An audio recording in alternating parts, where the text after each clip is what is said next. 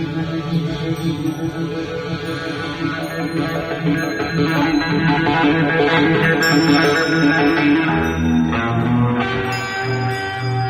now, from an obscure studio in southern Genesee County, Michigan, your award-winning investigative reporter and host of the Morning Gazette radio show, Mike Kilbreath.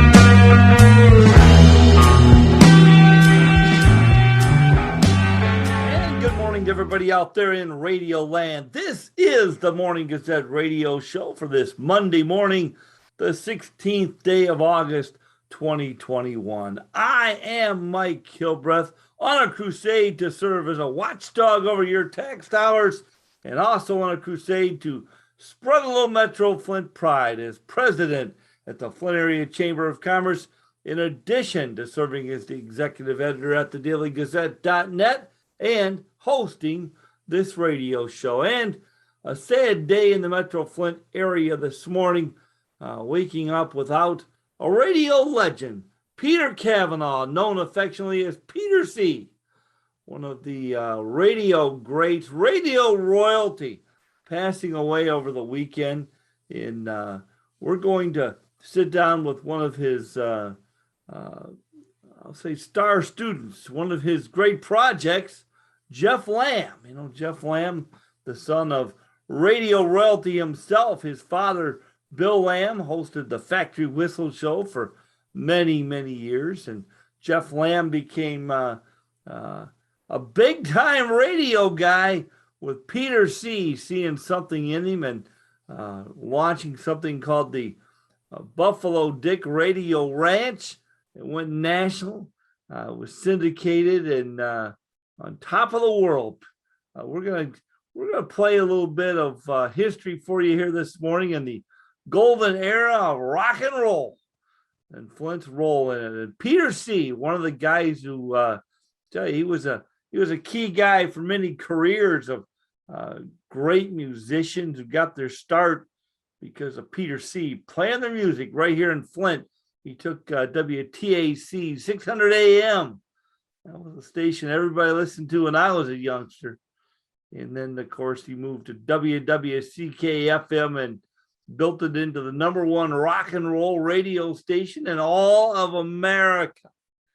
And he went to Toledo and did the same thing on a rock and roll station down there. And Jeff Lamb was part of both of those journeys with Peter C. And he's going to reflect on some memories this morning. And also Jim Bade, who made the movie several years back, a book that Peter C. had written called Local DJ, and Jim Bade made it into a movie, and they won an award at the Flint Film Festival several years back, and it's a great movie. We're going to play you some clip. We've got the trailer. We're going to play you a little bit, some highlights of that movie here in the next segment, and then we'll sit down with Jeff Lamb and Jim Bade to reflect on some memories of the golden era of radio, of rock and roll in Flint, Michigan, and Peter C.'s role in it. I'm Mike Kilbreath. You don't want to miss today's show. We'll also talk about politics afterward. Flint City Council had some fireworks on Friday at a special meeting. The mayor showed up, and Eric Mays went at him. And also, we had a call for Alan Griggs, the embattled 8th Ward City Councilman, to step down. And we had a big story on Friday that Alan Griggs, another police report about his address. I think this time, Alan Griggs, I think the time is up for Alan Griggs. I think you're going to see some movement there. He's either going to resign or they're going to make him leave his seat because he doesn't live in the 8th Ward. He lives in the 6th Ward. I'm Mike Kilbreath. You're listening to the Morning Gazette radio show. We'll have it all for you after these commercial messages from this morning's sponsors, our two co-sponsors for today's program, Leo's Coney Island and the Flint Area Chamber of Commerce. We'll be back after hearing a commercial message from each of today's two co-sponsors. You're listening to the Morning Gazette radio show. I am Mike Kilbreath. Stay tuned. Hang on, another morning jolt is coming after Mike takes his blood pressure meds. This is CCN Radio. What's the best decision you can make for your business? Your membership in the Flint Area Chamber of Commerce is the best investment that your small business can make. Hi, I'm Ryan Ishu with Remax Real Estate Team, and Flint's future is looking so bright, I have to wear shades. Visit us online, flintareachamber.org. Your membership helps us develop a strong, united voice for the business community. Building a better Flint and Genesee County. Discoveries. They happen when we least expect them, in places we thought we knew. And discoveries have a way of teaching us a little more about ourselves along the way.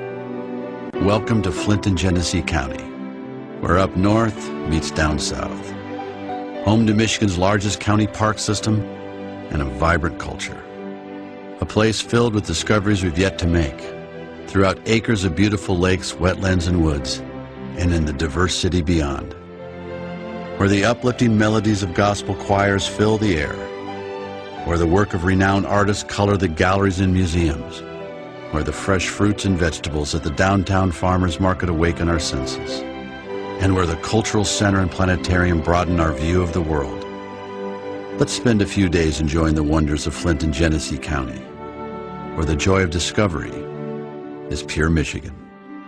Your trip begins at michigan.org. For great food and friendly service, it's Leo's Coney Island. It's never too late for breakfast or too early for lunch. We're open 6 a.m. to 10 p.m. every day. Enjoy our full family menu of delicious Greek and American favorites. From soups, salads, pitas and wraps, to conies, burgers, fries, and our famous Greek specialties, chicken kebabs and Greek salads. Leo's Coney Island. I'm Mike Kilroth. There are 67 Leo's locations around Michigan, a half dozen in the Metro Flint area. My favorite is on Miller Road in Flint Township. Stop by and have two conies today, your choice of Flint style or Detroit style. The Miller Road location is newly remodeled, and the same owners there have opened a brand new restaurant out in Clio. It's fast, friendly service, and people, well, they just can't get enough of Leo's.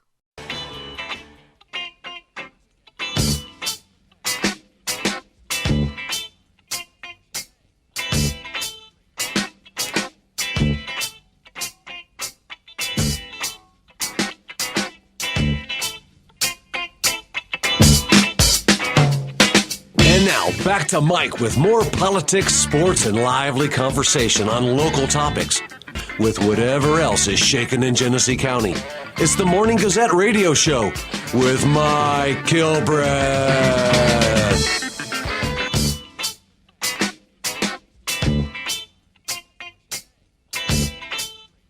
And we're back here on the Morning Gazette radio show. I am Mike Kilbreth. In case you missed the open, radio royalty passing away Friday morning. Peter Cavanaugh passing away.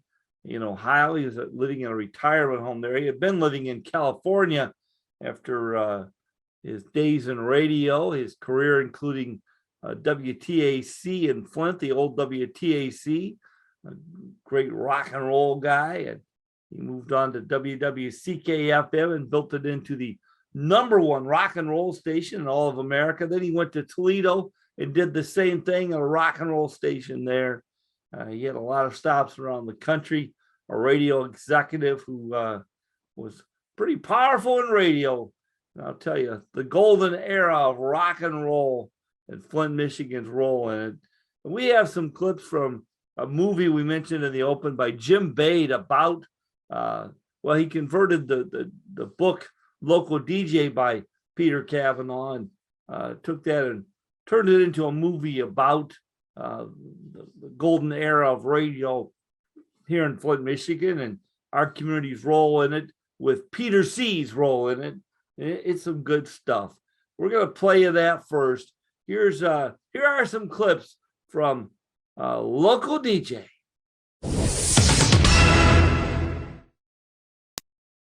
It just seems to me that anytime something came up, instead of thinking about the quick way, he would always go big.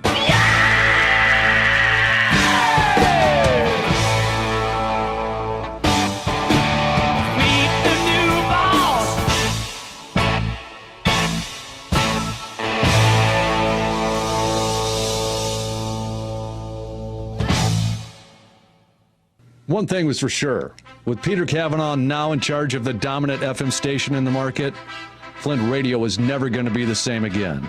So let's dance. 105 FM. I remember laughing and I said, this is a joke. I said, but let me tell you what's not a joke. I said, I think we can make this the #1 rock and roll station in America.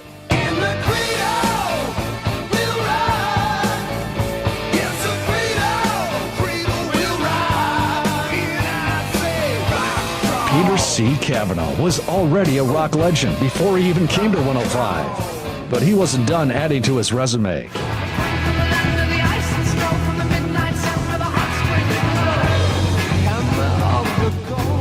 It was such a powerful place to work. We had it made and didn't even know it. I don't think most of us knew what we really had there. 25 million Americans have made it a part of their lives. How about you? I must say that of all the people I remember from Flint, you stand out, sitting out there in the lobby at WWCK, hour after hour, day after day, week after week, month after month. I'd say, who's he? And they'd say, it's Beatty. I'd say, oh, okay, he's cool. And all of a sudden, eventually, I remember you got to be on the air. Dream on, dream on, dream on, dream on, dream on, dream on, dream on.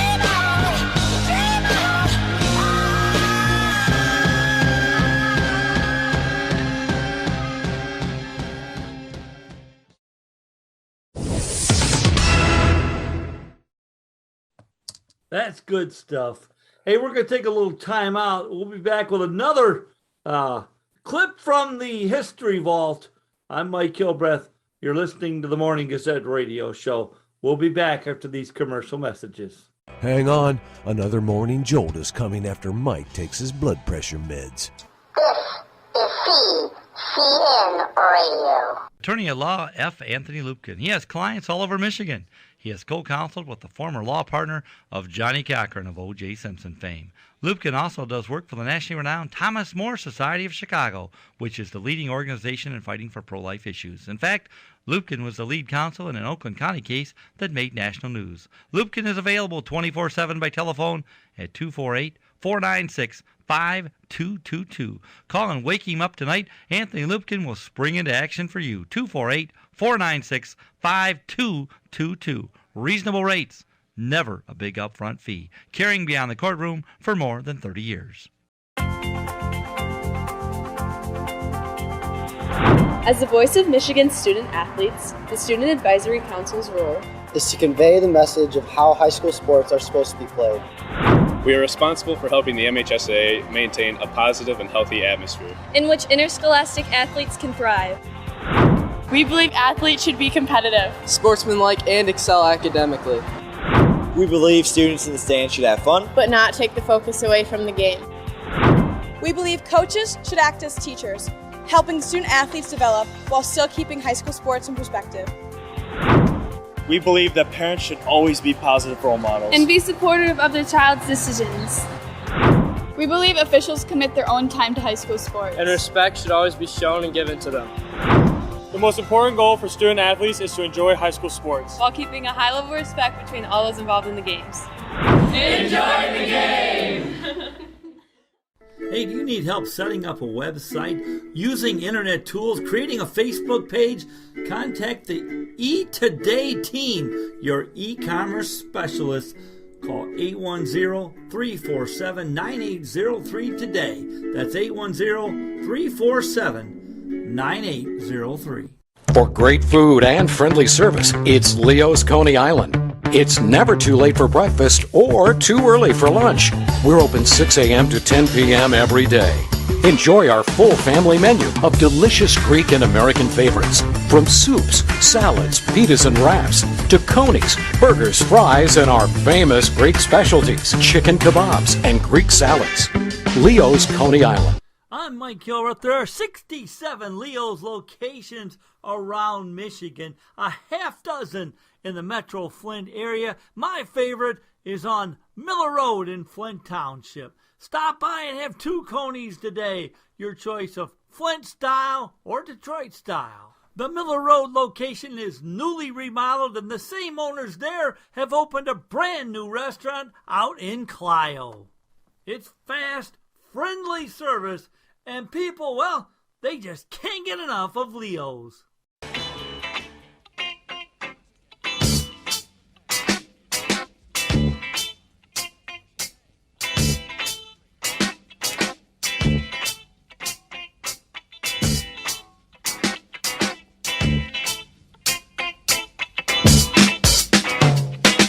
Now, back to Mike with more politics, sports, and lively conversation on local topics with whatever else is shaking in Genesee County.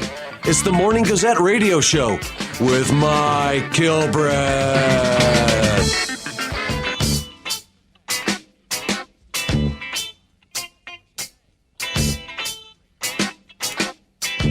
We're back here on the Morning Gazette radio show. I am Mike Kilbreth. If you're just tuning in, we lost radio royalty on Friday morning.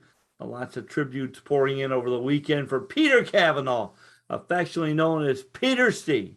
In one of his big triumphs, big projects, was Buffalo Dick's Radio Ranch, hitting national syndication out of Flint. And Jeff Lamb was the guy that created Buffalo Dick's Radio Ranch. And here's a little bit from the history books, if you will, from the vault. Jeff Lamb and Peter C.'s role in making Buffalo Dick's Radio Ranch a national hit. Buffalo Dick, ladies and gentlemen, Jeff Lamb in person. It's time for Mom and Dad to leave the room because your old pal, Buffalo Dick, is on the air. The numbers were just silly.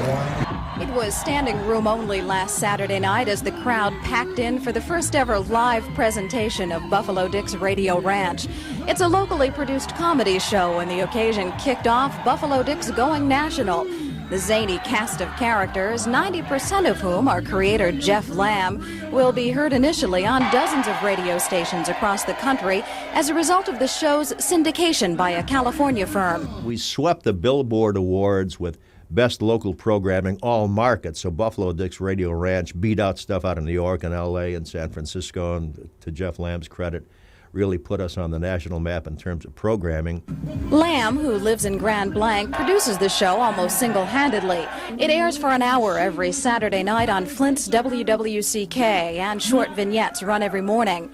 It all started on the suggestion of a friend. He had an idea that I should be doing Saturday morning cartoons on 105.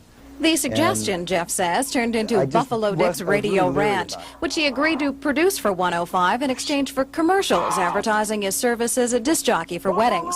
At the time I started the show, I was gainfully unemployed, so I called it creative waiting. And so I was just trading, so I was making nothing on the show here locally. And now I'm making some money on it, and it's a lot of fun. Well, I'm 21 years old. In 1 week, I get flown to New York.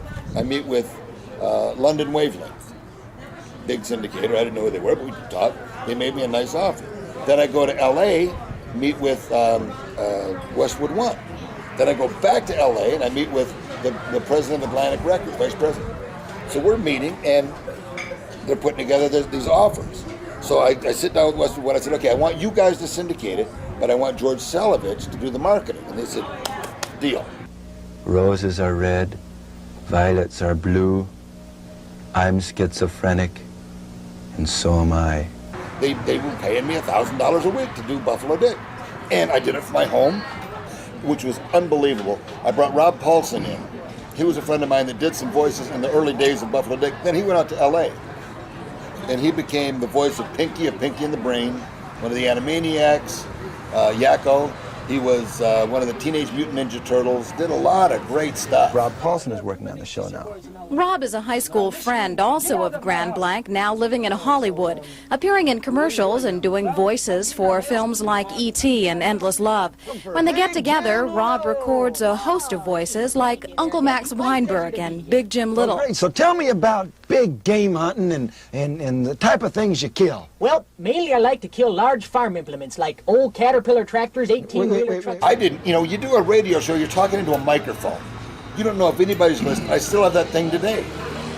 And it drives you crazy because you don't know. But we announced this show. We get to Russellville Ballroom. There's a line of people around the building to get in. And I'm thinking, wow. And this was like an hour before the show, or an hour and a half. We get in, it's packed. The place seats 800 people legally. We had 1,200 people in there sitting on the floors, hanging from the rafters, wherever we could put them, and there's still a line of people to get in that never got in. It was unbelievable. And I'm looking at Rob going, I guess the show's doing okay. And so did the audience last Saturday night. Now, with the help of brother Bob Lamb as a writer, Buffalo Dick's Radio Ranch goes national, and the country gets its chance to decide. Pat Clausen and I were talking, and he said, you know what? He said, a few years ago, I watched Norm Pattis get inducted in the Rock and Roll Hall of Fame. He said, and he spent 10 minutes of his 20-minute acceptance speech shaming people in major markets for not taking Buffalo Dick's Radio Ranch. They were afraid of him. And he said, shame on you. All the secondary and tertiary markets like Flint, Toledo, Lufkin, Texas, Kaiser, West Virginia, Waterloo, Iowa, they all carried it, and it did the same thing there that it did in Flint. Live from Russellville Ballroom, it's Buffalo Dick's Radio Ranch. The numbers were unbelievable.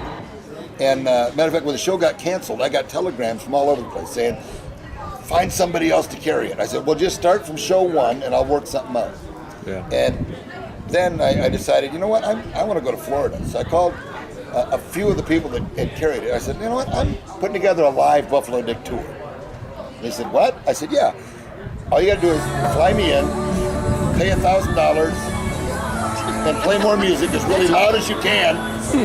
No, but I said, and I'll come down and I'll do the show. So they all paid me $1,000 to fly in, do a show. I'm on the plane on the way down. I booked Kaiser, West Virginia, Lufkin, Texas, and Tallahassee, Florida. First stop was Lufkin, Texas. So I'm on the way down. I went, wait a minute, I don't have a show. So I'm writing this show on the plane on the way down. And I'm thinking, I can't do all the voices, so here's what I'll do. I'll do the characters, and I'll let the DJs interview me. So, okay, cool. So I go down, and I get to Lufkin, and the program director picks me up. I get there, it's like Mayberry.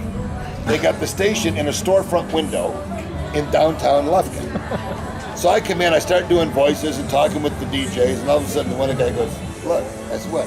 They were like 6 deep outside the window. It was like Today Show. Today Show. Yeah, they're all out there looking to see what Buffalo Dick looks like. And it just cracked me up. So then we go to Mother's nightclub for the show. Packed. They're literally hanging from anywhere they can grab a seat. It's packed. So I go in there, I start doing these characters. And they're loving it. And then I get to Rocky Duckworth, who was a little silly. And they're booing me, throwing stuff at the stage. They were a little homophobic and not real comfortable with it. But then I came up with another character and they loved me again. It was great. And then I'm back changing for another segment. All of a sudden I hear a cop grab the mic and go, okay, y'all going home now. Show's over. I'm like, what? It was a semi-dry county and everybody left. They didn't put up a fight. They just left. And I'm looking, I said, what the heck just happened? The cop goes, hey, can I get an autograph? Y'all are going, big, fat, exactly what Hollywood casting. Jackie Gleason. Absolutely. Y'all going home now. You had enough fun. And they all went home. And so I signed the guy an autograph and I left. And I still got paid. But then I went to Tallahassee, same deal. I went to Kaiser, West Virginia, same deal. That's awesome. And so I went to go to Florida in between those shows and hang out with my buddy and got paid to do it. But yeah, Buffalo Dick was a great day. It was a lot of fun. I want to talk to you about Peter Cavanaugh. Yep. Back in the years when Pete ran WWCK in Flint, It was like the #1 radio station in America. I mean, it had the highest audience shares of any FM station in the history of radio. I mean, it was phenomenal. A good chunk of that on the weekends was due to this lad in the back, Jeff Lamb, who used to do Buffalo Dick. Buffalo Dick's Radio Ranch. It's time for moms and dads to leave the room. Buffalo Dick is on the air. In today's radio, it's non-existent because everybody is hanging on for their jobs, waiting to be the next one fired. But Pete Cavanaugh, he got it. He knew what would work. When he hired me in Toledo, he wanted me to do a morning show with Mark Benson. He brought me down there, and he wanted me to do characters. I don't want to hear Jeff. He said, there's nothing special about Jeff. You do your characters, let Mark do Mark. I don't want to hear Jeff's voice. So I'd open a door, sound effect of a door opening, and I'd be somebody different every time. And it was working, but we were doing sports, and I was still Jeff. And after a couple of weeks, he finally came out and said, Jeff, if I don't hear a character right now on this next sportscast, you can pack your stuff and go home. And I said, okay. And I started the music, and I had no idea what I was going to do, so I'm stalling. I wasn't copying Robin Williams. I was stalling. I went, good morning, Toledo. Vinny Boom Boom Cappuccino. Let's talk sports. And I just started reading the sports. And I was irreverent as I could be because that's what I was doing, was rock radio. And I'd say things like, the Tigers beat the Twins like a Sunday morning Woody. And, you know, it was just that kind of stuff. It was rock radio. You could get away with it back then. Yeah. As the people at CK looked with very leery eyes at Peter coming over from WTAC, similarly, although we were the same company, when here Peter's announced as the manager, it's like, here he comes, look out. And the first week or so, the day I walked into Toledo as the new Vice President General Manager, and also I was exec VP of the group at that point, too. It was sort of a double title thing. I didn't know anybody in the building except Frazier, other than on a cursory, having seen them at the Toledo Jam sort of thing. And the first couple of weeks were very definitive. I had, a PD sitting there saying, if I can't do exactly the way I've been doing it, I'm leaving. I said, see you later. And a few little moments like that. It didn't take long to pull everything together. And then I think they had to find out I was for real and I wasn't bullshitting. And I would, again, the whole thing, if you can trust me, I sure will trust you. And I would. I mean, I'd give people a lot of responsibility. And I'd always, have a really long leash. I'd say, don't be afraid of making a mistake. If everybody makes mistakes too, but don't flake off. And remember, we're part of a team here. And when it's like a baseball game, it is like sports. If you fail, the team fails. If you win, the team wins. But Pete, and the nice thing about Pete, the awesome thing about Pete, he got talent. He got it. And he'd call you to his office, and you knew you were going to get reamed for something you did. Because you knew. But before he would ream you, he would tell you 15 things that he loved about the show. And then, oh, by the way, here's something we just can't do anymore. Yeah. But he wasn't one of these, Jetson, you're fired. He wasn't that kind of guy. He got it. He came from talent. He got it. Yeah. So no, Pete is absolute aces in my book. He's unbelievable. And you look at the talent that he amassed at WWCK, TAC, and at WIOT and at TAC. Sure, the guy has just a legacy of success. He's unbelievable, and he's always great in my book. It's time for your old pal, Buffalo Dick, to hit the road. But Buffalo Chip and I'll be back same time next week to do some more Mom and Dad stuff. So, until we meet again, may all your trails be free of road apples. Adios, muchachos!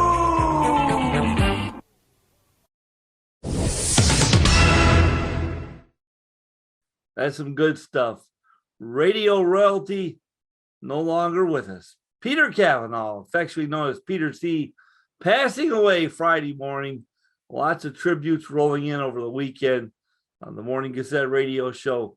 We'll have Jim Bade, who made the movie, and Jeff Lamb, the creator of Buffalo Dick's Radio Ranch. You don't want to miss it. We'll have it after the CCN news break. Stay tuned. I'm Mike Kilbreth. You're listening to the Morning Gazette radio show. Hang on. Another morning jolt is coming after Mike takes his blood pressure meds. This is CCN Radio. Here are the latest headlines at this hour from the CCN News Center. This is VOA News via remote. I'm Tommy McNeil. The U.S. military has taken over Afghanistan's airspace as it struggles to maintain a chaotic evacuation after the Taliban rolled into the capital. The militants, meanwhile, sought to project calm and widespread fears of looting and violence. The Taliban swept into the capital Sunday after the Western-backed government collapsed and the president fled the country. Thousands of Afghans fearing return to the Taliban's brutal rule have been trying to flee. Videos circulating on social media showed hundreds of people racing across the tarmac of the international airport as U.S. soldiers fired warning shots in the air. The U.S. Embassy has been evacuated and the American flag lowered. This CCN News Break is sponsored by the Flint Area Chamber of Commerce, the best investment your small business can make. Go to flintareachamber.org for information about membership. What's the best decision you can make for your business? Your membership in the Flint Area Chamber of Commerce is the best investment that your small business can make.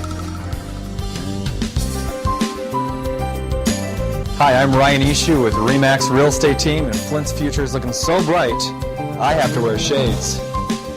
Visit us online, flintareachamber.org. Your membership helps us develop a strong, united voice for the business community. Building a better Flint and Genesee County. This is the CCN News Break. The death toll from a magnitude 7.2 earthquake in Haiti soared to at least 1,300 Sunday as rescuers raced to find survivors amid the rubble ahead of a potential deluge from an approaching tropical storm. Warning of tough days ahead while surging COVID-19 infections, the director of the National Institutes of Health said Sunday the U.S. could decide within the next couple of weeks whether to offer coronavirus booster shots to Americans this fall. Among the first to receive them could be healthcare workers, nursing home residents, and other older Americans. Dr. Francis Collins also pleaded anew for unvaccinated people to get their shots, calling them sitting ducks for a Delta variant that is ravaging the country and showing little sign of letting up. Days after the alarming warning of UN Secretary General Antonio Guterres that there was a code red for humanity, with global warming threatening to choke the planet, individuals have been seeking to play their part. Some citizens have known this day would come for decades, and many have taken individual steps to do their part. And in fact, activists say actions by individuals may only be a tiny drop, but actions by millions of individuals can make a real difference, though governments will still have to step up in the fight against climate change. Japan marks the 76th anniversary of its surrender in World War II. At their somber ceremony, the Prime Minister, Yoshihide Suga, pledged for the tragedy of war to never be repeated, but he avoided apologizing for his country's aggression. In contrast, the Emperor expressed deep remorse over his country's wartime actions in a carefully nuanced speech. Also Sunday, Suga's predecessor, Shinzo Abe, and two ministers of his cabinet prayed at the Yasukuni Shrine. The site is viewed by China and the Koreans as a symbol of Japanese militarism. South Korea urged Japanese officials to show sincere remorse. This is VOA News. Turning to sports news, the Detroit Tigers missed out on a chance to take over second place in the American League Central Division, losing a weekend series 2 out of 3 to the Cleveland Indians. The Indians had a no-hitter, a perfect game going into the 8th inning last night. It went 7 2/3 before Harold Castro broke up the no-hitter for the Tigers. The Tigers back at it on Tuesday against the Angels at Comerica Park as Miguel Cabrera chases his historic home run number 500. Also in Tigers news, young stars Riley Green and Spencer Torkelson promoted to AAA Toledo. Next stop, Detroit. And in golf, Michigan State's James Pilot, down 3 shots with 9 holes to play, came back to win the U.S. Amateur. You've been listening to the CCN News Break.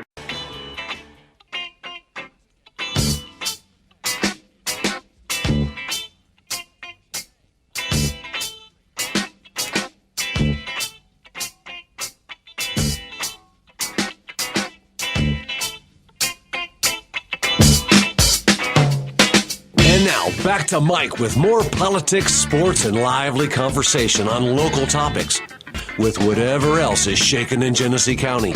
It's the Morning Gazette radio show with Mike Kilbreth.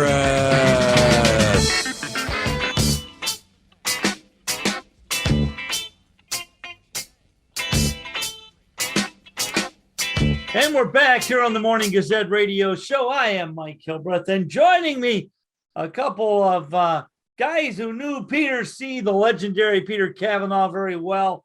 We have with us Jeff Lamb and Jim Bade, who knew Peter well. And Jim, I'm going to go to you first. You did the movie Local DJ. Tell us about your memories of Peter C. Oh, wow. Well, Local DJ was a passion project of mine, just out of my pure admiration and respect for Peter C., and just wanting that story to be told through video, through film. It was an amazing story. I got hooked on the book. I read it a few times, 3 times, I think. And so as I made Flint's Best Rock, that emboldened me. Flint's Best Rock was a movie about the great WWCK 105 FM and its heritage and how we came through. And I was able to Skype Pete for some interviews for that. And putting that together, it drew us closer, and I became emboldened enough to ask him, would you mind if I take a shot at producing Local DJ? Because originally the film rights to the book was sold to Michael Moore, who never did squat with it. So I said, just let me do a treatment on it, and if you like it, then we'll go with it. He was 100% behind it. He was so generous. He came to Flint. He sat down for 8 hours of interviews with me. Then we Skyped some more. He sent me all kinds of tapes and pictures and everything, and ideas about people to interview for the movie. And just putting it together, it was like painting a picture by numbers. It just like his life was so full of so many, consequential events in life, like the Kennedy assassination was the thing. That tragedy brought him to Flint right as the Beatles were coming into America on Ed Sullivan. It's like that triumph and tragedy. He just was always on that, some kind of magical ride where destiny was calling his name all the time. It felt like that, truly. I think Jeff would probably back that up as well. Well, Jeff, you were one of his great success stories, and I know he certainly thought of you fondly. You two guys had a lot of fun together. Tell us about Peter C. and what you remember most. Well, he was a guy that made you feel like you were absolutely, you wanted to run through a wall for this guy. He was a motivator. He came from talent, so he got talent. He understood how to excite talent and how to control talent. He wasn't one of those, and I've said this before, Jetson, you're fired. He wasn't one of those guys. He was a guy that if you did have some sort of a mistake on the air, and he didn't care, he knew that you were going to have a mistake. Mistakes happen. And so he knew it was going to happen, but he'd call you in the office and you knew that you were going to talk about what you did, but he'd sit down and he'd tell you 5 to 15 things that he loved about the show because he listened.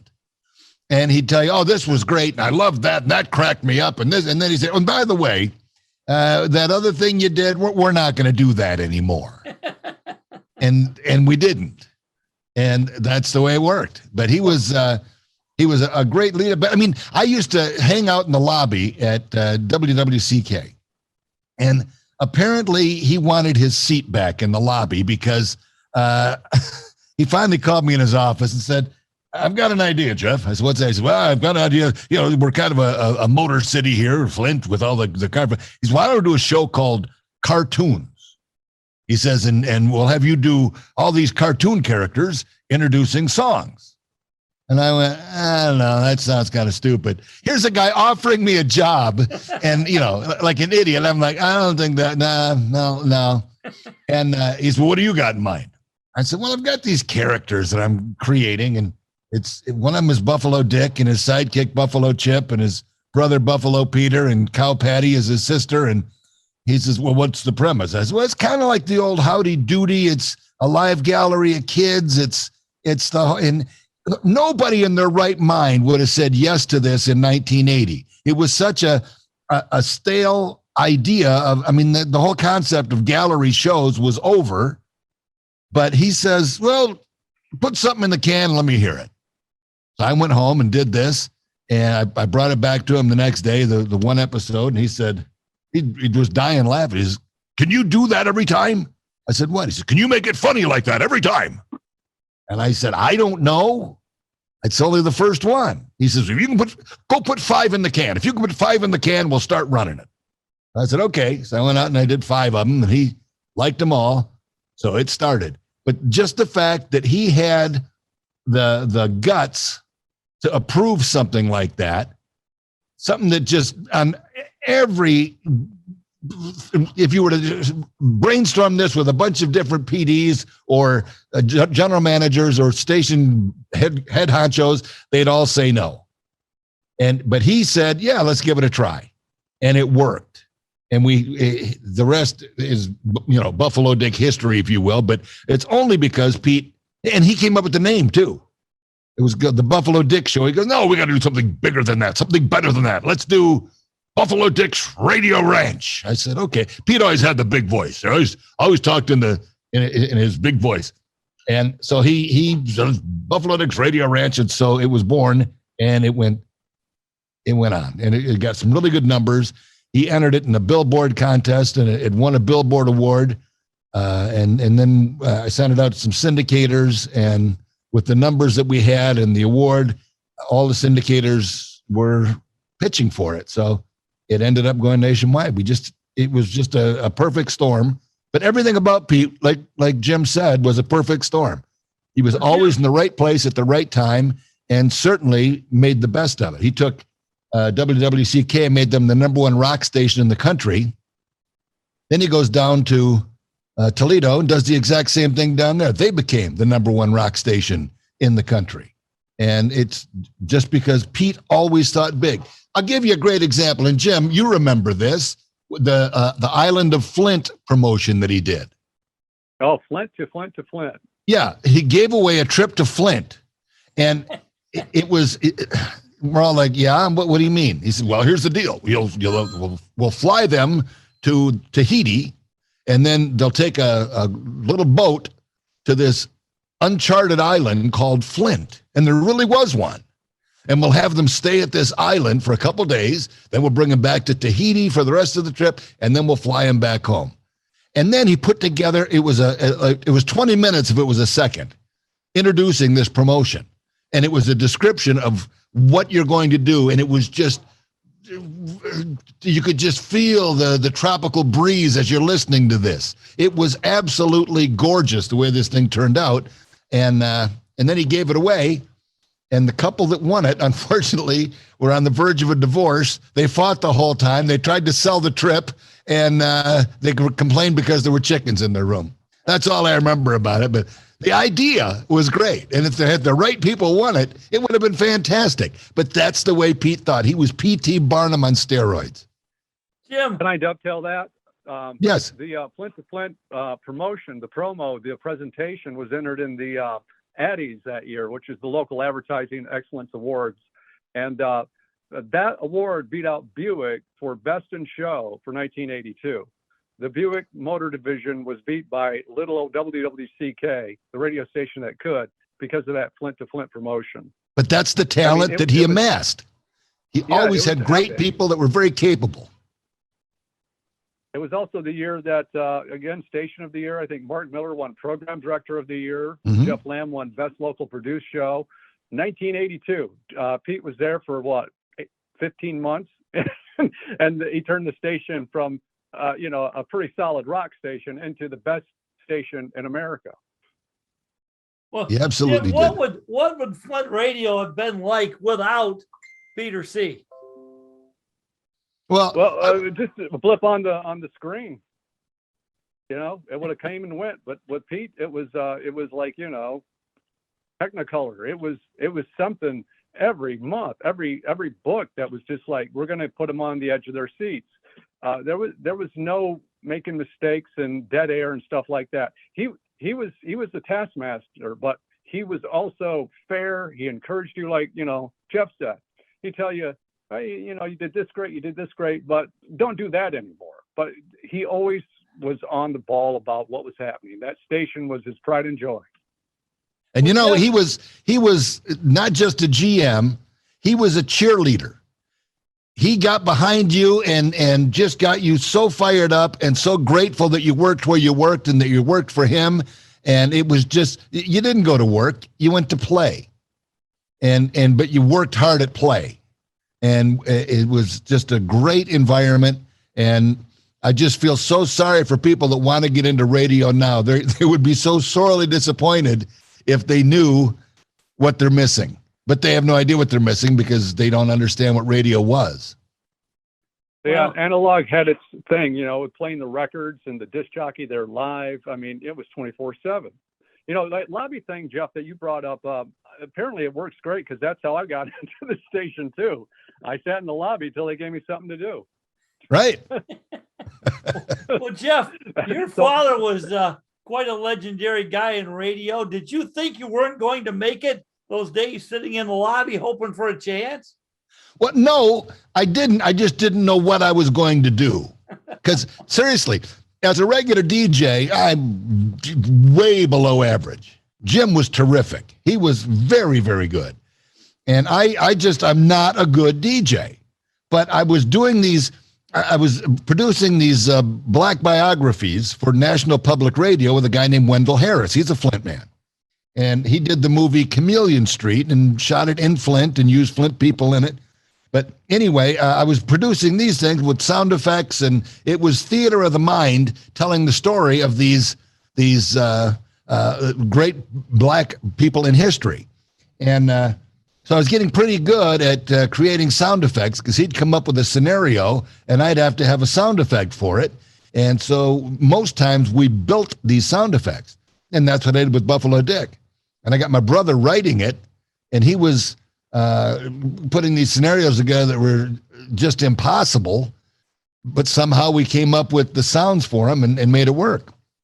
Anything in your life equal what you did with Buffalo Dick? I mean, that had to be a tremendous thrill, but what a time for Flint radio right here in Flint. I remember the live broadcast you did out at the Russellville Ballroom and packed the place. I mean, you were a national guy all of a sudden. Anything match up to that in your life? Yes. When Pete brought me down to Toledo to do mornings with Mark Benson down here. Not only was the station the number one highest rated radio station in the country, rock format, we had the highest rated morning rock format radio show too.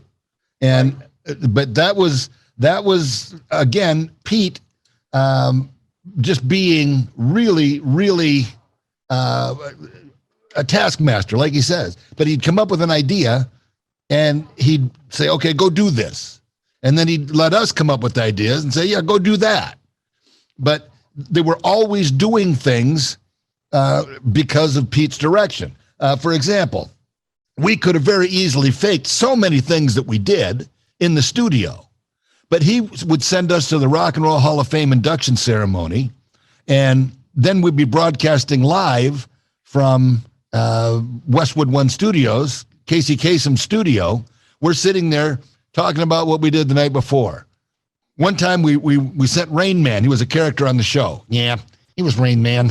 And we sent him to the Big Apple Deli, which is here in Toledo, to go get us a breakfast. And he didn't come back. And the next day he wasn't back. I said, have you seen Rain Man? No. Finally, he calls in from New York. He went to the Big Apple. He didn't go to the Big Apple Deli, and he's lost. So we could have faked it, but no, he flew us to New York, and I'm on the street with a tape recorder walking up to cops saying, have you seen Rain Man? And the cop will go, yeah, I seen him here about 20 minutes ago. He was over by the Washington Square Park there dancing in the fountain. And I mean, these were real people that were playing along with it. But the bits were fabulous. And then we'd go back in the studio and edit all this stuff together. And, you know, I got a hot dog stand guy saying, he was just here, had a hot dog. Yeah, you know, and they were all playing along. And that is something that we could have faked in the studio, but no, we actually did it, and it was an expensive proposal. We're staying in a hotel room, and, you know, Westwood One had to be involved, and another time I had a character, Thomas with a teeth, nose, and eyeballs. And his bit was, and whenever we'd come back from a break, he'd be on the phone talking just off mic, and Mark would say, we're on the air. Get off the phone. I'd say, all right, Paul, see you later. He said, Paul who? I said, that was Paul McCartney. He was stuck on a tune, and I was going to help him. And he said, you had Paul McCartney, and you didn't put him on the air? Well, no, I didn't. You told me to hang up. But we had all these. So now we're going to do this concert. And the promotions department came up with this. So now I'm flying out to L.A. to do a concert in the Hollywood Bowl. So I fly to Hollywood, but taking pictures of us in the Hollywood Bowl. And they had all these rock stars call in saying they can't believe how excited they are. They're going to get to perform with Thomas with a T. And I mean, all the stars of the day. All the Poison members were calling in, and all these band members were calling in. And then they all called in after to say what a great night it was. Man, when you lit that guitar on fire, it was unbelievable. You know, and it was just theater of the mind. But Pete loved it, and he insisted on it, and we just had a blast with it. But he was a real radio genius. He just had a mind for it that was so many levels and gears ahead of the rest of us. Well, but he was very I got to creative. ask you, all the things that Peter C. did, I mean, we mentioned Flint radio wouldn't have been the same, but, you know, he had an impact on the national scene. Some of the songs that were debuted right here in Flint, Michigan. Isn't that correct? Yeah, that's correct. AC/DC, he broke that while he was at TAC, and also The Who while he was at TAC. First in the country in Flint, Michigan for AC/DC and Who. Now, those are two pretty big bands. He snuck backstage to meet the Beatles. They didn't have press credentials. They made them up, and they got back to interview the Beatles when they came to Olympia Stadium in 1964. So that was a hoot. But the thing I really remember about Pete was he really had a passion for the music and for the fans and the listeners. I remember when John Lennon got shot.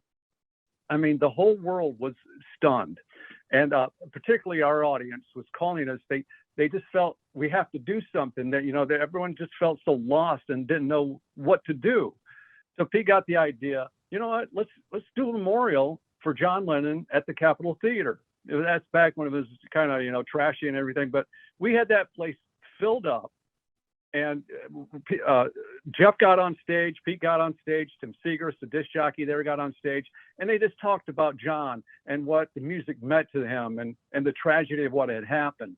And then the audience members were able to come up and share their thoughts and feelings. And it was such an epic moment. It was like, in this tragedy, Pete found a way for us to come together and make radio the voice of the community in this tragedy. Those types of things I remember about Pete. He just, that heart, that soul that he had, you know? I mean, the crazy stuff and having fun, that was, but underneath all that, man, was a soul and a rock foundation. Yeah, he called me, and I had this big sound system, and I was using at Russellville Ballroom and all the other, and he says, can you bring that in? I said, sure. So I brought it into the Capitol Theater, and basically people just came in and they sat reverently and just listened to Beatles songs and John Lennon songs, and they did get up and get to speak, and Michael Moore was there. Candle walk vigil. Downtown. Yep, it was just a really great thing to do, and it was very well done. Well, it's those types of things, you know, that made Pete all around, you know. Jeff, you were The last time that Peter C. was in Flint, I know Pat Clausen, rest his soul, a good friend of mine who helped with the show a lot. And he put together a whole day for Peter C. He started early in the morning on our show, on the Morning Gazette radio show. He took him to lunch, and he had him in front of the Flint Area Chamber of Commerce as a guest speaker. And then that night, I think you were there at the White Horse. He had everybody who knew Rich Peter Fisher C. was there. Yeah. He had everybody. He was calling everybody. I mean, Pat was driving me nuts for a week, getting ready for Peter C. coming to town like it was royalty coming to Flint. Well, he was radio royalty. He's in the Rock and Roll Hall of Fame, for crying out loud. And there aren't a whole lot of DJs in there. But he is. How many DJs are in there? Do you know a number? How many are there? It's pretty. No idea. Jim, you got any idea? I'd say under 10. So he's a pretty good company for sure. Yeah. Yeah, I mean, Dave Marsh, the writer, put in a good word for Pete. And when they looked at it, you had to get to a vote. It wasn't just something that, they'll throw him in there. I mean, they had to consider it. And obviously Pete's resume, well, hell yeah, why is this guy in the Hall of Fame, There are big rock stars that aren't in the Rock and Roll Hall of Fame, but Pete is, that's how big Pete was.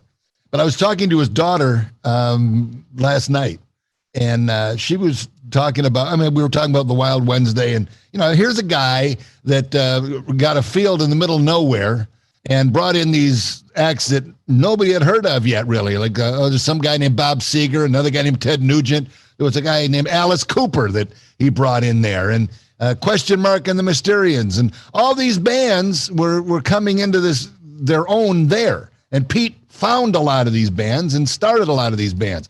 But she was talking about the time when she was a little girl, and Alice Cooper was at their house for dinner, and she was all set to be scared because he looked so scary on his album covers and everything. But she says he didn't have any makeup on. He was just a regular guy. And she said he was just really a nice guy. And she said, how come you were so mean all the time? Or how come you look so scary and so mean? Because you're really a nice guy. And he said, it's just my act. It's just my gig. But I remember Pete introduced me to Terry Knight of Terry Knight and the Pack. But he was trying to salvage. He brought me to Toledo to do afternoons in 1983, and I was awful. And I lasted about a cup of coffee, but he didn't want to give up on me. So rather than send me back, he invited Terry Knight down, who had been on CKLW. He managed Grand Funk Railroad, and he was Terry Knight and the Pack, the whole deal. So he was going to hook us up as a morning show duo. And Terry all he wanted to do was cocaine and tell me stories, but we didn't get a whole lot done. So after about a month of it, we sent him packing and I did my thing. But he had some great stories, Terry did.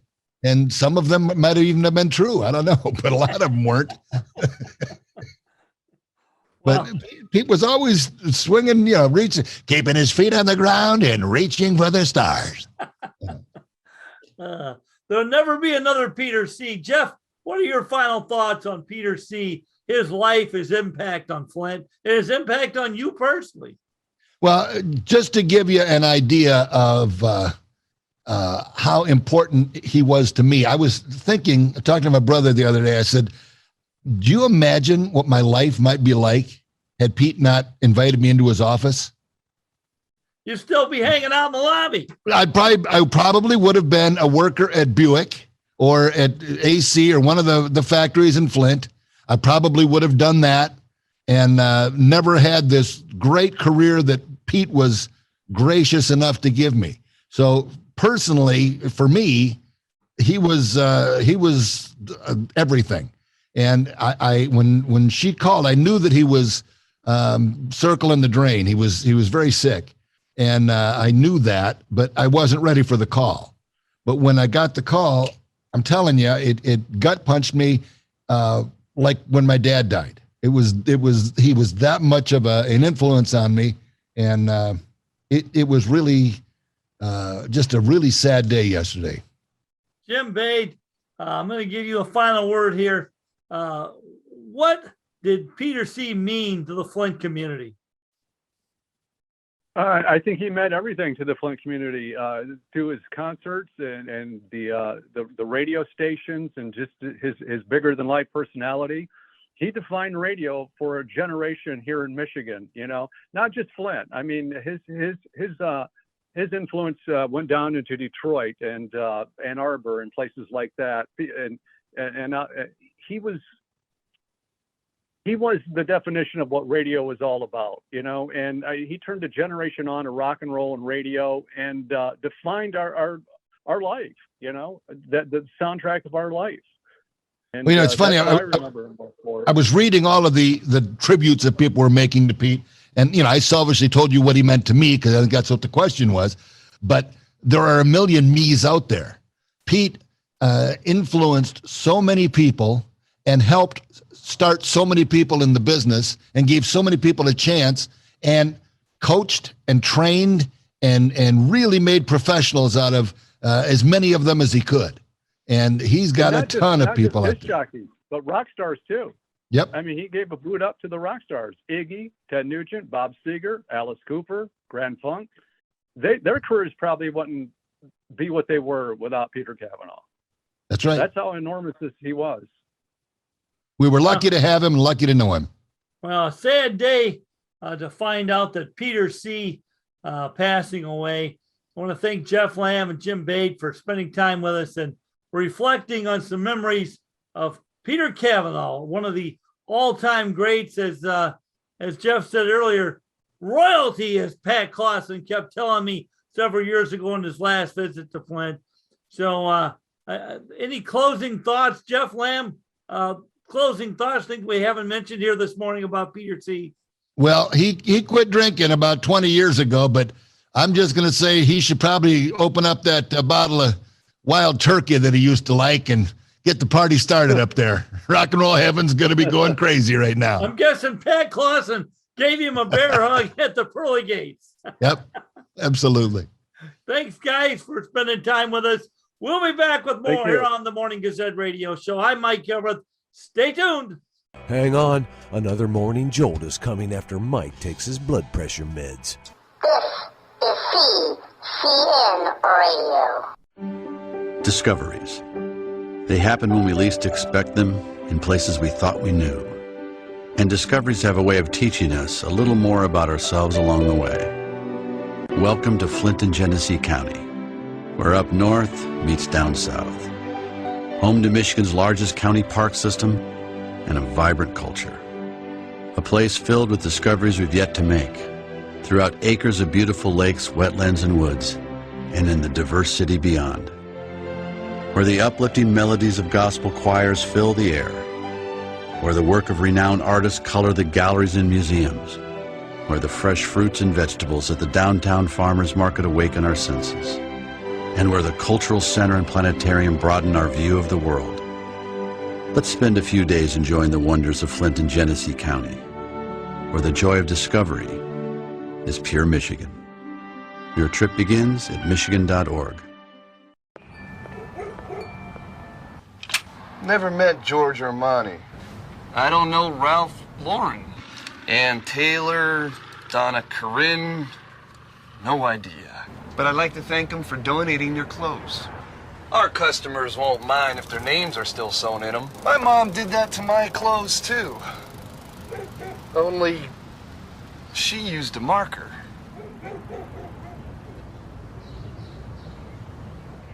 Hey, do you need help setting up a website, using internet tools, creating a Facebook page?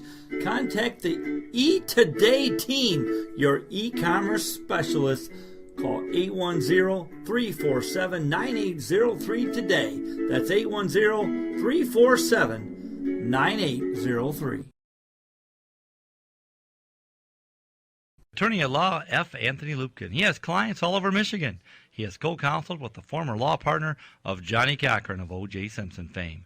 Lupkin also does work for the nationally renowned Thomas More Society of Chicago, which is the leading organization in fighting for pro-life issues. In fact, Lupkin was the lead counsel in an Oakland County case that made national news. Lupkin is available 24/7 by telephone at 248-496-3699. 5222. Call and wake him up tonight. Anthony Lupkin will spring into action for you. 248-496-5222. Reasonable rates. Never a big upfront fee. Carrying beyond the courtroom for more than 30 years.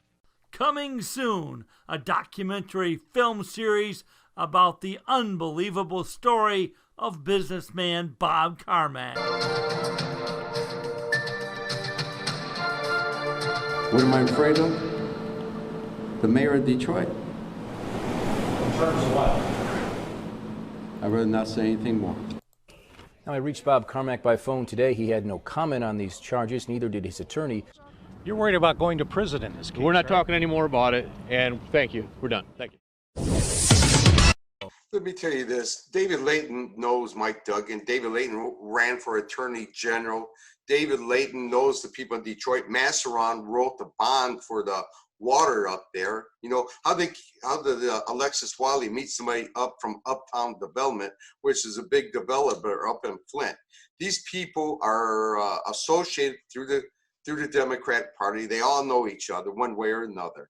And what they do is they're stealing money from Detroit to Flint to the whole state. It's like a mafia that is going around just stealing tax dollars. You cannot abuse your authority. It's almost like, you know, some kind of deep state conspiracy, right? And I'm so far removed from conspiracies.